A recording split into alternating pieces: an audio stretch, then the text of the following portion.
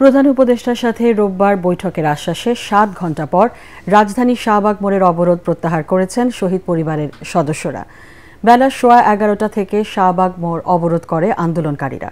সন্ধ্যা 6:30টায় বৈষম্য বিরোধী ছাত্র আন্দোলনের অন্যতম সমন্বয়ক সার্জিস আলম অবরোধ প্রত্যাহারের কথা জানান। তিনি বলেন, শহীদদের স্বীকৃতি ও খুনিদের বিচারে সরকারের দৃশ্যমান অগ্রগতি নেই। এই অবস্থায় আন্দোলনের যৌক্তিকতা রয়েছে।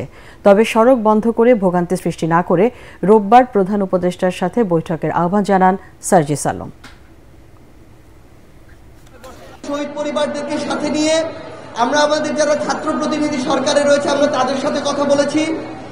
আমরা তাদেরকে জানিয়েছি তারা আজকেই আমাদের সাথে এ বিষয়ে আমাদের শহীদ পরিবার একটি প্রতিনিধি দলের সাথে কথা বলবেন।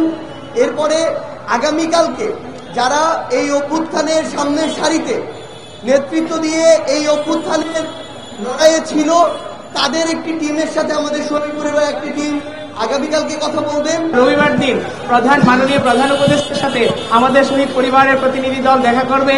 এই শর্তে আমরা আজকের ব্লকেট কর্মসূচি প্রত্যাহার করলাম।